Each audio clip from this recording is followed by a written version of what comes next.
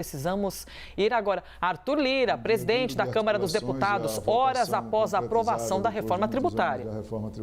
A gente penso que dá para iniciar um novo ciclo de matérias. Esperamos que a Câmara possa concluir a votação dos destaques agora de manhã, tão logo o quórum seguro seja alcançado. Lógico, fazer aqui um agradecimento a todos os que participaram, direto ou indiretamente, da votação dessa matéria. Enaltecer aí o coordenador do grupo de trabalho, o deputado Reginaldo, em seu nome saudar todos os membros, saudar o relator Aguinaldo, que teve, acima de tudo, muita paciência e sabedoria para ouvir a todos, com muitos questionamentos, com muitos pleitos. Isso gera uma infinidade de interesses. Parabenizar todos os líderes da casa, indistintamente, os que votaram a favor, os que não votaram, porque o processo democrático se constrói dessa maneira. Fazer uma saudação aqui aos ministros que ajudaram na articulação dessa matéria, em especial o ministro da Economia, o ministro Haddad, aos autores, no caso da PEC 45, o deputado Baleia Rossi, que colocou também seu nome na história como autor dessa PEC importante, aos governadores, prefeitos, todos que participaram das reuniões durante esse período. Eu tenho muita amizade, claro, os governadores. O governador Caiado é um amigo mesmo, defendendo os interesses dos seus estados e se colocando contra, tem nosso respeito. Governador Cláudio do Rio, governador Zema, governador Ratinho, governador Eduardo Leite, governador Jorginho, os governadores do Nordeste, governador Rafael, estava no plenário ontem. O governador do meu estado me ligou com as preocupações inerentes ao estado. Enfim, em nome deles todos, e em especial no nome do governador de São Paulo, governador Tarcísio, que nós queremos aqui, simbolicamente, em nome dele, falar da importância da interação entre Congresso e estados, e o estado de São Paulo como principal estado da federação a nível de economia, geração de emprego, renda e principalmente população, sempre teve uma postura muito crítica com relação à reforma tributária.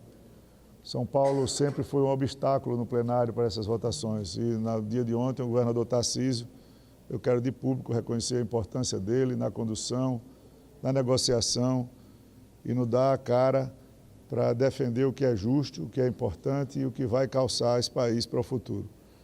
Por fim, agradecer a todos vocês que deram uma cobertura que gerou muito interesse, que trataram o tema com a sensibilidade que ele merecia, sem muitas vezes ter as informações de bastidores que não podiam ser dadas, mas a aparente perspectiva negativa, às vezes ajuda, né? Porque distensiona. Quando você acha que o assunto está resolvido, é sempre mais difícil, os amigos Zacarias e Bebeto que estão aqui, você construir o Hélito, construir maiorias. Então, todo o trabalho de construção foi feito com muita unidade da Câmara e eu espero que o Senado trate com o olhar que merece a Casa Federativa, por certo, vai ter todo o tempo do mundo para fazer as alterações que podem ser necessárias.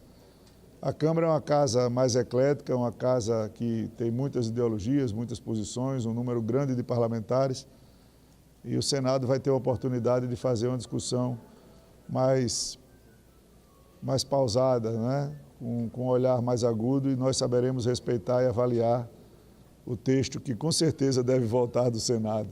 Então, isso vai ser ainda um longo caminho, mas, assim, em nome da Câmara dos Deputados, numa rápidas palavras, o nosso sentimento hoje é de dever cumprido. As pautas importantes da economia para esse semestre, nós esperamos finalizar.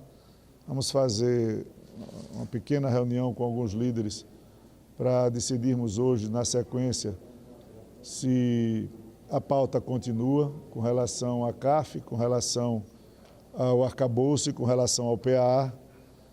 E Eu espero que, dentre esse esforço legislativo, o Congresso Nacional tenha, na noite de ontem, num fato histórico, na primeira grande reforma estruturante tributária no país, depois da redemocratização, a Câmara dos Deputados cumpriu seu papel e eu noto a satisfação na cara e no rosto de todos os parlamentares que travaram aquela luta.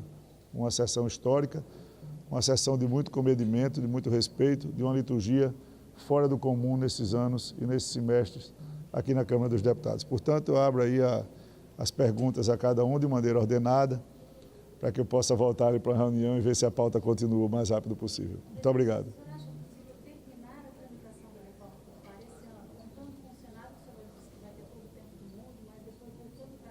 Vocês não estão conseguindo ouvir, mas temos um colega da imprensa fazendo um questionamento. Vamos pelo menos ouvir a resposta.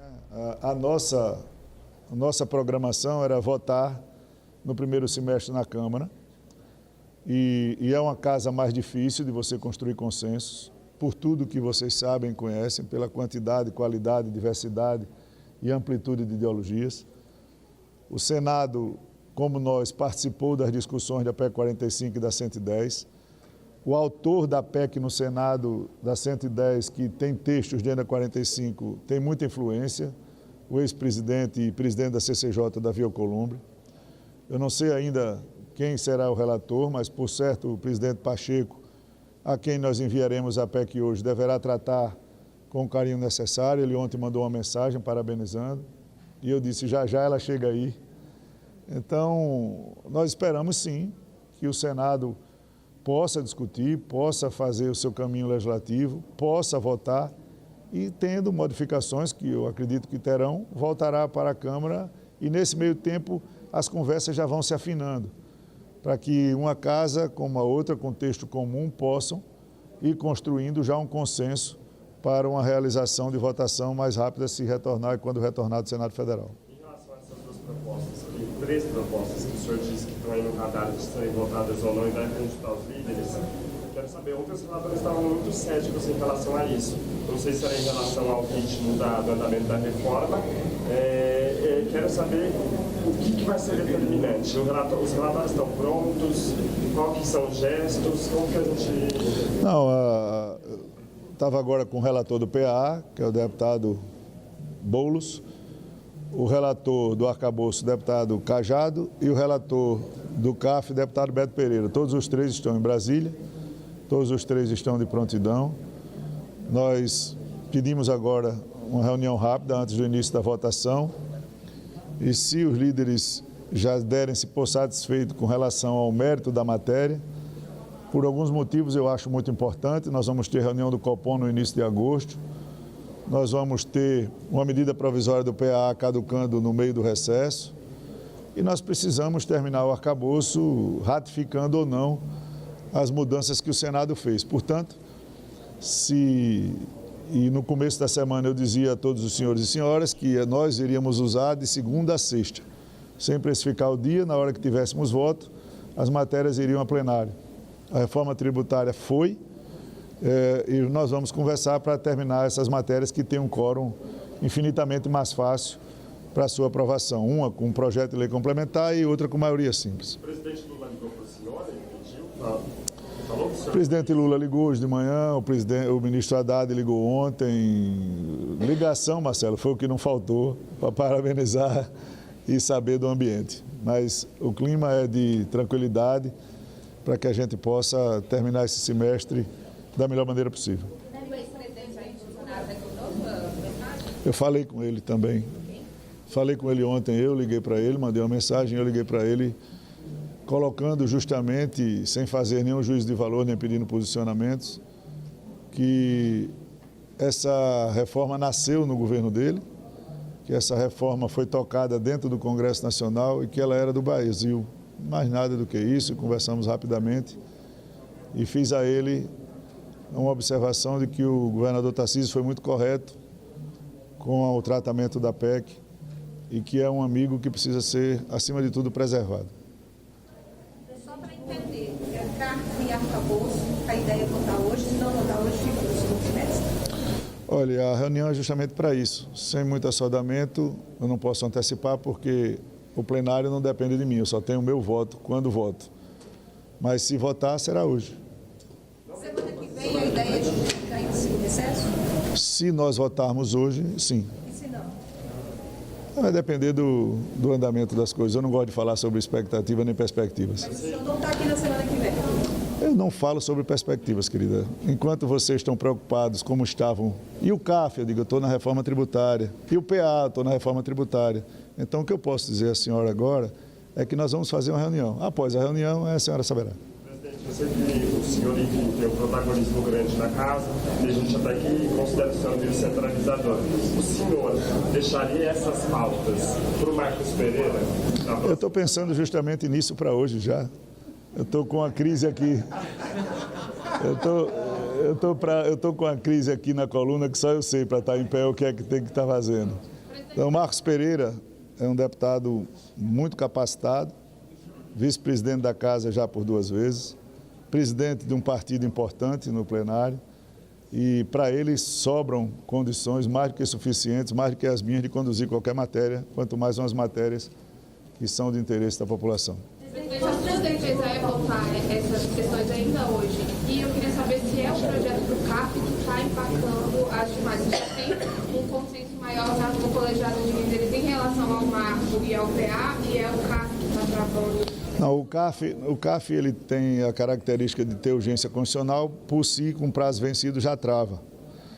É um projeto que há uma sensibilidade muito forte, todos sabem da dificuldade legislativa que o Congresso tem com pautas da Receita. Não é de hoje, não é? É uma matéria que vai decidir trilhões de reais para o país, né?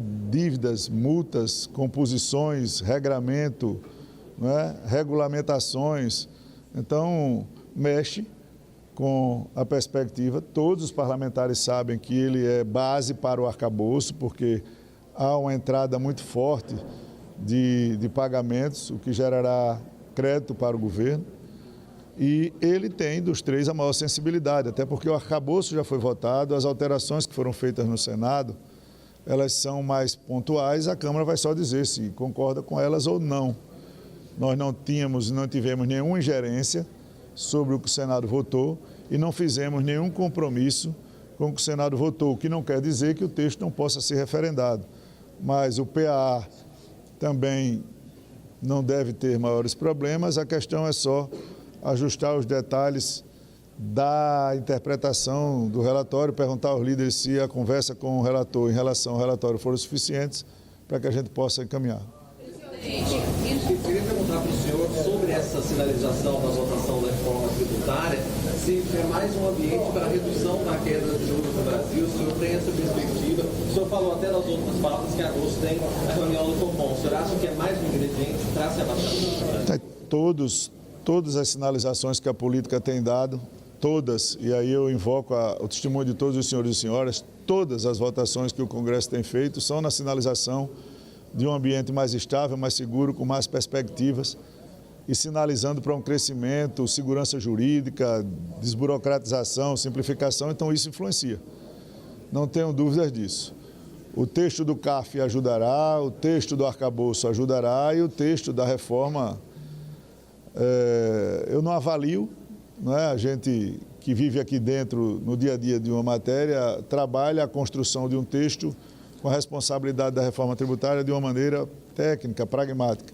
Mas a avaliação externa é de satisfação pelo Brasil, ao longo desses anos, ter conseguido no Congresso Nacional votar uma matéria dessa importância. Eu acredito que ela vai influenciar, não tenho dúvidas, já na sinalização da próxima reunião do Copom. Presidente, nesses diálogos que o senhor teve com o presidente Lula e também com o ministro Haddad, houve um pedido deles para tentar finalizar ainda essa semana o CAF, tendo em vista que também eles têm que apresentar o projeto de lei orçamentário também, né? Claro. A preocupação do ministro Haddad, ela foi dividida entre a reforma tributária e o CAF. E no encaminhar da reforma tributária, com os pleitos que foram feitos ao governo atendidos, lógico que o ministro Haddad focou no CAF, porque ele sabe da importância dos recursos que serão arrecadados para que ele tenha orçamento e que ele tenha perspectiva, inclusive, de mandar as metas dos ministérios para o próximo ano. O Congresso também sabe disso. Então, portanto, não há maiores ebulições do processo natural, um projeto que mexe com a estrutura de um órgão administrativo importante na admissão de dúvidas e que precisa ser ajustado em alguma coisa e nós vamos saber isso rapidamente. Mas tanto o presidente Lula como o ministro Haddad têm realmente reforçado o interesse para a votação. E se for o mais rápido possível, melhor, porque a gente coroa com um andamento mais adequado, unânime e uniforme da Câmara dos Deputados nesse primeiro semestre. Eu queria ressaltar a todos os senhores que todas as matérias programadas de economia nós entregamos no primeiro semestre na Câmara dos Deputados. Ok, gente? A votação de ontem foi expressiva, o senhor atribui essa votação ao nosso citou vários nomes aí, mas é um legado realmente que vai deixar? Como eu falei ontem, é um legado para o Congresso Nacional, para a Câmara dos Deputados, não é? Eu tive a felicidade de momentaneamente estar na presidência no momento da aprovação. Mas é como eu disse, um projeto você não aprova só, imagine uma PEC dessa magnitude. Todos os que eu citei foram muito importantes para o conjunto da aprovação da PEC. Ela é do país e eu espero que com a sua aprovação no Senado a gente possa ter um texto concentrado na espinha dorsal da neutralidade, no aumento da base de arrecadação, na simplificação, na desburocratização e, acima de tudo, na segurança jurídica para quem gera emprego e para quem quer investir nesse país. Ok? Obrigado, gente.